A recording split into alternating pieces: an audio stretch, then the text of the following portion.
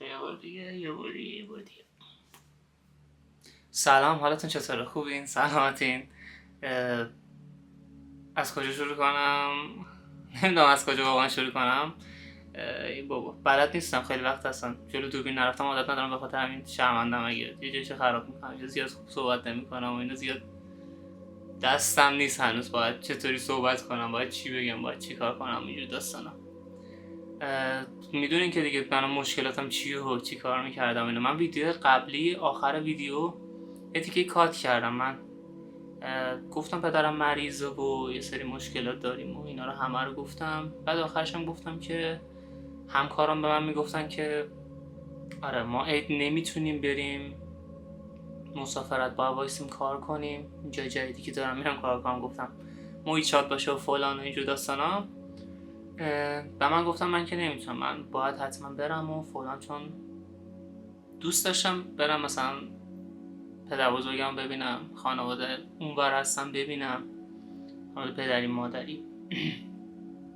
بعد ببخشید میام بعد اینکه ما جنگ که شد رفتیم، یعنی جنگ که شد خب ما هم رفتیم شهرستانمون، همه رفتن سمت خودشون، کسایی که یه جایی داشتن. بعد خب یه تایم اونجا بودیم، درگیر بودیم، ما یه ماهی بودیم. خدا رو شکر. من آخر اون ویدیو گفتم که من یه حسرتی تو دلم بود که اون حسرت برطرف شد، ولی خب این تیکر رو کات کردم، چون گفتم که اوکی و درست میشه و فلان و اینجور داستانا. ته دلم خیلی روشن بود. بعد میخندم، داستان همون خنده و اشکه گفتم ویدیو پیش. دوست ندارم انقدر انرژی بدم به شما بدم، انرژی منفی، انرژی غمدار به شما بدم، به خاطر همینه. بعد من اون تیکر رو کات کردم، گفتم ولش کن، نمیخواد. من پدر بزرگم هم رفته بودیم، مریض بود بنده خدا دیگه، تا ترش خودتون بخورید. بعد زیاد چیز عجیبی نبودش، یعنی خب قبلا هم یه بار اینطوری شده بود، مثلا اینجای لبش عفونت کرده بود اینا که اوکی شدش. این دفعه رفتیم اینجا پاش بودش. ما یه تایم اونجا بودیم، یادم میاد که خب بگم اینو نگم، میگم دیگه، با هم دیگه اونقدر چیز نیست. من پدر بزرگم میرفتیم شهرستان، یعنی میرفتیم روستا اینا. من خب پدر بزرگم میومد لباساشو مثلا مامانم میشستش و دوش میگرفت، من میرفتم پدر بزرگم کمک میکردم، خوشو تمیزتر بشوره. این چیز خاصی نیست، اصلا نباید گفتش. در کل من اصلا ندیدم اینجا پاشو، خودش هم نشون نداده بود بهم. بعد مثلا فکر کنم یه هفته اینا که بودیم بهمون نشون دادش اینا که من خب عفونت کرده و پماد و اینا زدیم و فلان، یکم بهتر شد، باز دیدیم بدتر شد. بردش دکتر، همه چی اوکی بودش و اینا، حالش بهتر شد، یه ذره چه خوشون دادن و فلان اینجور داستانا. تا نزدیک یه ماه پیش که گفتن که آره یکم مثلا انگاری بدتر و اینا، که بردن دکتر و اینا، یه ذره این ور اون ور شد و چیزا میگم پوستی بود. اصلا فکر میکنم، من هنوزم فکر میکنم که من که حالا چی، من خب خودم ترکیبایی داشتم که خودتون میدونید. احساس میکنم بلش این حرف گفتن نیست. احساس میکنم که دور و بری‌ها یکم ساده گرفتن. احساس میکنم حالا این حرف درستی نیستش، بلش کنید. که این شدش، شاید به خاطر ناراحتی میگم، ولی احساس میکنم که ساده گرفتن. بعد اینا رو تو ویدیو گفتم ولی کات کردم. بعد دایی من رفتش، پدر بزرگم از شهرستان با هواپیما آوردش اینجا، بردنش دکتر. یعنی تایم اینجا بود، من خدا رو شکر بردنش. من اون جمعه آف، مثلا جمعه آف نیستم، من جمعه آف بودم، با خانوادم رفتیم، پدر بزرگم دیدم.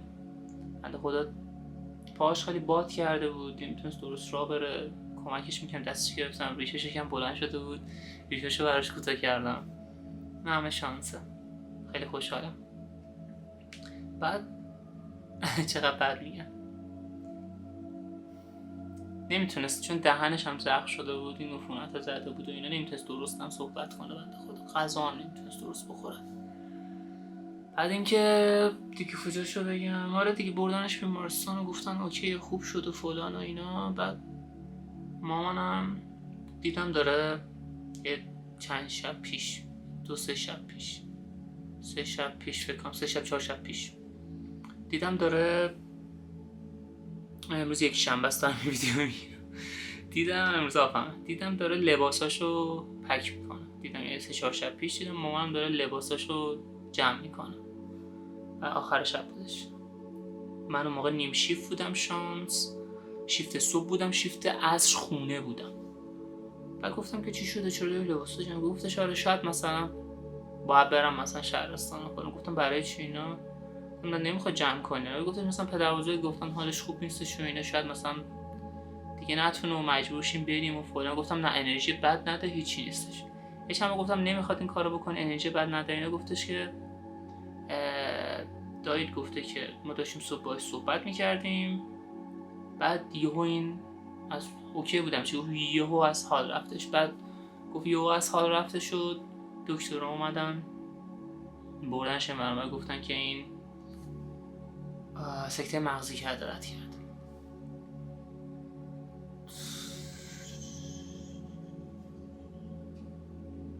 که بعد گفتم به خاطر اینکه سنش بالاه نمیتونن عمل کنن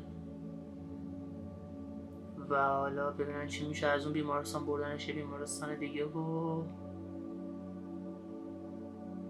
پدر بزرگم تمام کرد.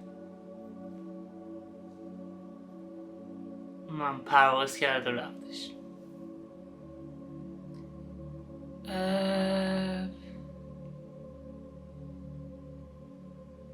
من گریه نمی کنم.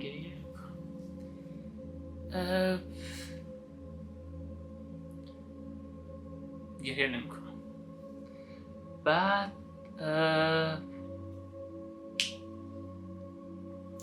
بعد برای مراسمش و اینا هم که مامانم میخواست بره شهرستان، خب من سر کار نمیتونستم برم و به هیچی هم نگفتم سر کارم که این داستان رو به وجود اومد و اینا. اصلا خوشم نمیاد کسی زیاد بدون زندگیم چطوریه. برای پدرم هم که گفتم به مدیرمون مجبور شدم بگم، اونم مجبور شدم بگم. این هم چون دیگه با شما صحبت میکنیم با هم میگم.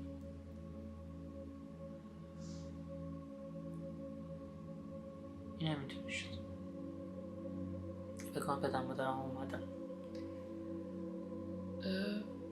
من امروز آفم دارم ویدیو میگیرم که این بحث رو بریم من یادم دارم. من خیلی دوستش داشتم، مثلا کودن خیلی دوستش داشتم، مثلا از اول. اگه میشه کسی دوست نداشته باشه. بعد خودش صداش مثلا من که اصلا انگوش کوچیکشم، صداش خیلی خوب بود، خیلی قشنگ آواز میخوند، خیلی قشنگ آواز میخوند. یکی از آهنگامو یادم میادش که براش گذاشته بودم، خیلی خوشش اومد. بعد باورش نمیشدش که من خوندم، یعنی کار من باشه، چون من اصلا تا مثلا حتی اونجا هم برای خواهد و دوازو اینا نازل نگفتم. مثلا من ساز میزنم میخونم، فقط پدر مادرم اینو دیگه میتونن چی بچی که حالا اینو بعدا میگم چی بودش. ولی در کل صداشم خیلی خوب بودش. ازش کلی ویدیو دارم و شاید بعدا قرار بود باشی آهنگی چیزی بسازم، نشد، قسمت نشد. یه سازی هم هستش من خیلی دوست دارم، سمت ما خوب میزنم، اسمش نمیدونم میدونید یا نه، دوتاره. من این سازه رو رفتم، یعنی تازه همین 3 مهر خیلی تو فکرش بودم، چند سال تو فکرش بودم، ولی هیچ وقت نتونستم برم سمتش، وقت نشد اینا، به هر دلیلی پیش نیومد. استادش پیدا کرده بودم 3 مهر بود، نمیدونم چند مهر بود، فقط 3 مهر بود. من با استادش صحبت کردم، بعد گفتش که باید سازتو بدیم بسازن و فلان، یه 30 تا 40 روز طول میکشه. من گفتم سازمو برام بسازن، پولش هم جابجا کردم نصف مبلغشو که برم یاد بگیرم.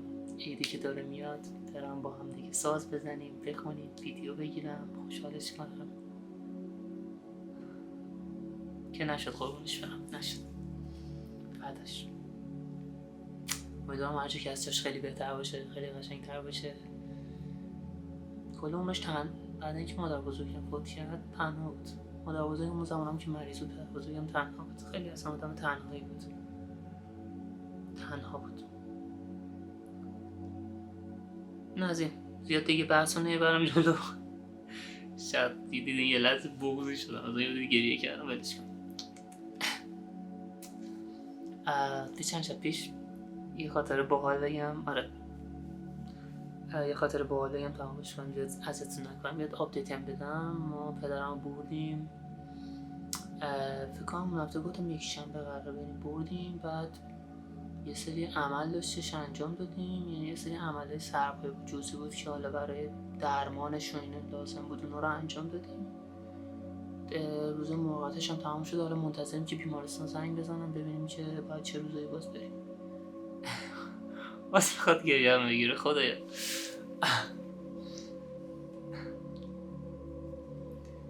تو اینا رو ولش کن. در کل اونم حالا باز آپدیتی داشته باشه میگم. سر کارم که خدا رو شکر فکر می‌کردم خیلی شاده، ولی خب همه مشکلات دارن. اصلا اون روزی انقدر به خاطر همین کارم باز ناراحت شدم، اصلا دستم قلب همه جام درد میکنه.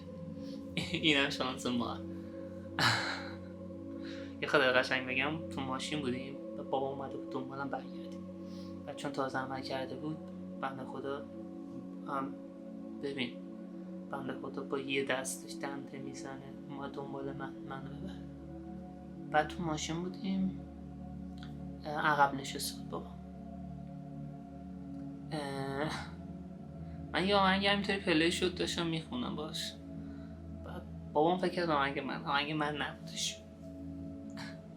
بعد اونجا بهم گفتش که آره تو داشتی میخوندی و فلان. گفتم نه من نبودم. داشت برو با خودت بودی. گفتم نه فلان خواننده بود من نبودم. بعد میگفت چرا من صداتو ضبط کردم فلان نمیرسن صدامو که ضبط کردم. خب خودم بلند داشتم میخوندم. بعد گذشت چند شب پیش دوباره اومد دنبالم.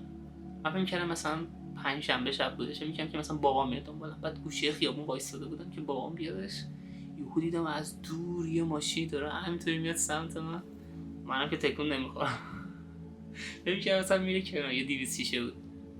بعد یهو دیدم وایساده. بعد نگاه کردم عمو اومده بود دنبالم. حالا پدرم نیومده بود. عمو اینا اومده بودن خونم. بعد من دیگه سر کار بودم چون با ماشین می‌خواستم برم خونه‌شون. اومدن اول دنبال منو برسونن بعد برم خونه‌شون. بعد اون شب که نشد، ولی شب بعدش بابا اومد دنبالم. یکی دوستم زنگ زد اصرار میکرد که آره بیام با هم بریم. من گفتم نه من بابا میخواد به دنبالم ولش کنم. بعد این واسم برای بابام چند تا آهنگ بزنم. بعد یکی دو تا از آهنگای خدامو گذاشتم، یعنی آهنگایی که خیلی دوست دارم خیلی قشنگه و اینا. بابا میگفت چرا غمگین می‌کنی؟ گفتم ببخشید من ازت فقط نالم، اصلا همش غمگین میخونم اینجور داستانا دیگه. اینطوری شد دیگه، ولی خوشش اومد. گفت بعدش گفتم بابا داشتم مسخره بازی می‌کردم. گفتم بابا حالا امشب از ذوق خوابت ببره اینا آهنگا رو شنیدی فلان اینا مسخره بازی می‌کردن. یکم این زندگی خوب سخته. این چیزایی که گفتم همه غمگینه. دیدین که آدم سری می‌خواد گریه‌اش ولی من همش نتونستم برم. حتی من ختم با بزرگم که این جمعه میشه من فولم نمیتونم برم، چون من الان دنبال اینو گفتم به هیچ ربطی به هیچ مدرک تحصیلی مینه نداره. کاملش هم بگم من الان توی یه دونه رستوران دارم کار میکنم. بعد هفته 10 تا شیفت میرم، 4 تا شیفتشو صندوقم، 6 تا شیفتشو آشپزخونم یا 5 تا شیفت صندوق. مثلا این هفته 5 تا شیفت صندوق بودم، 6 تا شیفت آشپزخونه بودم. یعنی هولوش نصف 50 یا 60 40 من این ور اون برم، یعنی یا صندوقم یا آشپزخونه دارم کار میکنم. محیطش اینطوریه. نم از کار پرسیده بودم بعضی که کجا کار میکنی، میگفت شاده که فکر کردم مثلا اینطور. البته میدونین خانواده ها رو میبینم میان و میرن خیلی خوشحال میشم، انرژیش خوبه، محیط انرژی شاده، چون همه میان اونجا برای شادی، میان اونجا غم و غصه‌شون رو بذارن کنار. اکثر انرژی خوبی توی محیط پیچیده است.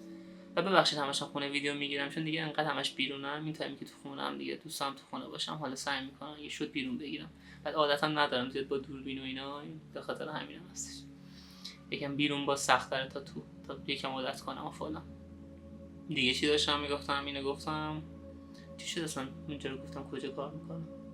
آها پدرم هم که گفتم دیگه زیاد چیزی یادم نمیاد. فعلا همینطوریه. به قول خودم بعد هر سختی یه سختی دیگه است. گفتم من فکر نمی‌کردم مثلا اینطوریه چیزا زندگی بره جلو. منم منتظرشم، ولی امیدوارم که تهش هم شما خیلی خوشحال باشین تو زندگیتون، هم من خوشحال باشم کنارش. بریم ببینیم چی میشه. حالا اگه حرفی باشه، چون میگم من هیچ چیزی ندارم، همینطوری دوربین روشن کردم دارم صحبت میکنم. بریم ببینیم حالا جلوتر چی میخواد پیش بیاد، زندگی چی کار میخواد بکنه با همون. زیاد صحبت کردم، وقتتون رو نگیرم. قرار نیست بتونم هر 5 شنبه ویدیو بذارم و اینا. سعیام میکنم، چون تایم این برام برای اینو میخواستم بگم سر کارم، گفتم کجا سر یادم اومد گوشت قطع نکردم. من مثلا پدرم مادرم گفتش که بریم که میخوان مثلا مراسم فلان و فلان بعد فوت چی پیش میاد میخوان انجام بدم. بریم گفتم من سر کارم نمیتونم، یا واقعا چون نمیخواستم بگم. بعد پدرم اینور مجبورم رو بندازم، گفتم نمیشه، نرفتم. الان این جمعه که همین شد توی تهران مراسم من نمیتونم برم چون فولم صندوقم نمیتونم، حقیقتا دوستم ندارم برم. برای من هنوز انگاری توی خونش نشسته، حالش خوبه و من وقت نمیکنم برم ببینمش. کلی ازش ویدیو دارم، کلی برام داستان تعریف میکرد، خیلی آدم فوق‌العاده با ادب. مثلا یه داستان بگم یه تمامش کنم. مثلا اگه میخواست نصیحتم کنه، یه چیزی بهم بگه، یه چیزی بهم یاد بده، مستقیم میگفت بابا جان بیا بشین برات یه دونه داستان تعریف کنم. یه داستان خیلی قشنگ تعریف میکرد و نکته شده تو اون داستان یاد میگرفتی که این کار درستی نیستش یا فلان. که دارم کلی ازش ویدیو دارم، صداش هست برام خونده، شاید بعدم براتون گذاشتم، فعلا وقتش نیست. خیلی خوشحال شدم که یه ویدیو کنارم بودید. من ویدیو بعدی منتظرتونم، میبینمتون. خودتون باشید.